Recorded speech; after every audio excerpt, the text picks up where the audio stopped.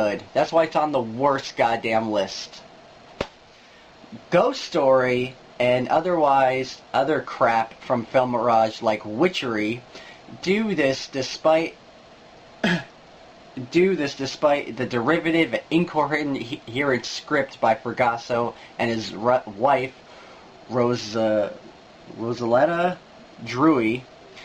The story is mostly derived from the Amityville Horror with a more fleshed out backstory, with Father George stepping in at the end as the exorcist to help out the parents recover their children snatched from the beyond poltergeist style, from a poltergeist style, minus the clown, which the clown in Poltergeist was pretty fucking awesome.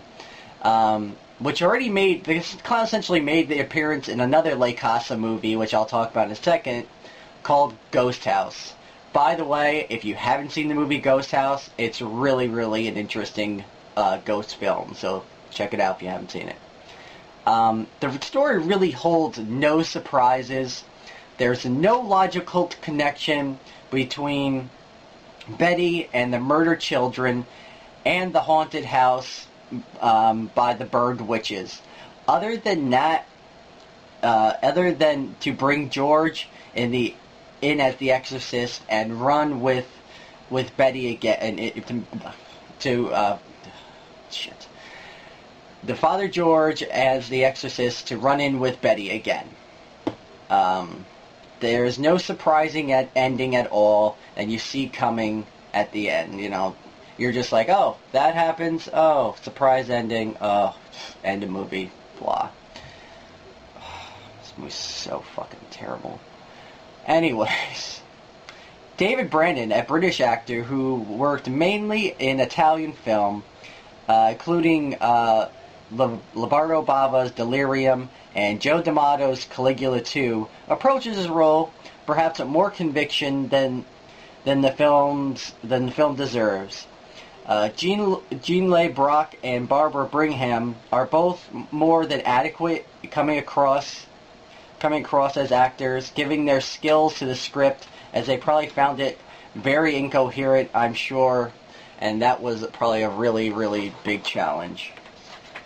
As a lot of fans of Troll 2 know, director Claudio Fragasso made his actors say the words as they were written in the script and not to derive from the dialogue at all, which perhaps he learned his lesson here, as the actors sound mostly more naturalistic.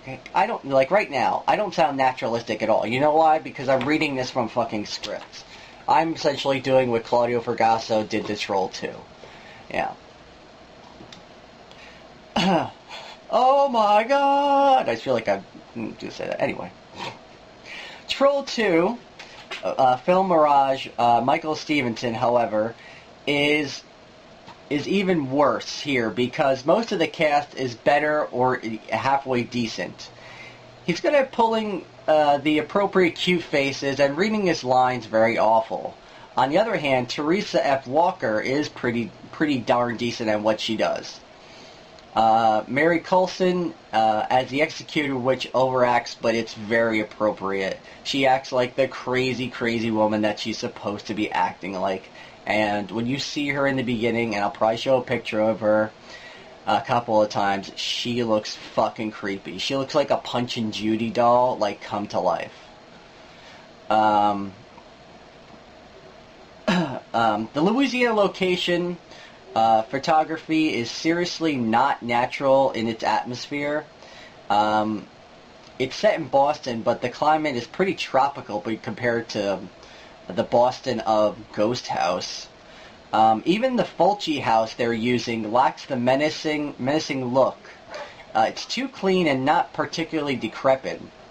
The film's cinematographer is credited as Larry F. Frazier, who has photographed nothing according to IMDb. And I was wondering if this is another Joe D'Amato pseudonym. I'm not exactly sure about that, so don't quote me.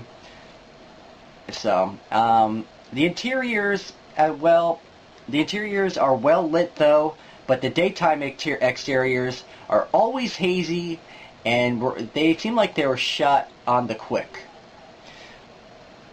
Former Emanuelette Nera, Laura Gemser, handles the costuming as Lorette Gemser.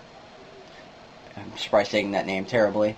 As she did in Troll 2 and in Metamorphosis, in which she had a supporting role. Carlo Maria Corio's generic horror score is recycled from Witchery, which, in my opinion, his score from Witchery is also recycled from Troll 2. If you listen to that Troll 2, then Witchery, then this film, it's essentially maybe the same fucking score for all fucking three. Just maybe a little here, a little change there, but it's the same fucking score. The production design is threadbare, utilizing locations that show up on other Film Mirage productions looking pretty much the same. It's almost like they use the same fucking town throughout the entire couple of these films. The special effects are proficient because the film does not rely heavy on them at all. The beyond is represented is usually bare set, full of smoke and floodlights pointing towards the camera. It's very very very like old style horror films. Reminds me of a lot of scenes from Ghostbusters, in the beginning where the old lady gets a bunch of light and a bunch of wind coming towards her. She's going ah, like that, exactly like that. That's a good example. The burned witches in the house and the various doorways provide more chills. The only way that is improvement over previous Lake Casa films, other than the original Sam Raimi's one, the actual Lake Casa, the actual Evil Dead, is that it plays more believably like a bland horror film than a low-end Italian one, thanks to the post-synchronization dialogue of the actors, who are better than the ones in Ghost House and are less hammy than the entire cast of Witchery.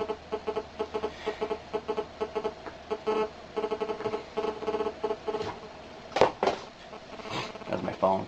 As said, this is known as Lake Casa 5 in Italy, aka Evil Dead 5. A follow-up to a Film Mirage Productions Lake Casa 4, known as Witchery, or known as Witchcraft in different territories, and Lake Casa 3, better known as Ghost House, all in-name only sequels to the Italian films for the first two Evil Dead films. Lake Casa has not yet made to DVD. The reason I have it like this in DVD format is because I burned it. I recycled it from a VHS copy. And that's for good reason. This film's fucking terrible. As I said, this film essentially is a PSA on not how to watch this film. To continue on. The film, it was released on cassette in the U.S. by Imperial Entertainment, who distributed such other Film Mirage productions as Metamorphosis, Stage Fright, and Ghost House. By the way, see Ghost House, it's actually not too bad. The film was released on tape in English in Japan and China. Whether or not it's widescreen or if they have other gore put in or taken out, I do not know. I know this review is long and tedious and really not funny, but I had no fun watching this piece of shit. I had to watch it 3 motherfucking times. This video, in essence, as I said, is a PSA warning to those who want to seek this film out because they're fans of Troll 2, they're fans of Michael Stevenson. Save yourself the time and do not see it. You will save yourself from sitting through extreme blandness. I can tell you right now, stop, do not do it. Do not buy this film. This film's like $1 something on Amazon. Do not fucking buy it. This film is shit. And you know why? Because it's number 5 on the worst films that I own. It is fucking crap. Evil Dead 5, it is not at fucking all. So suck it, Beyond Darkness.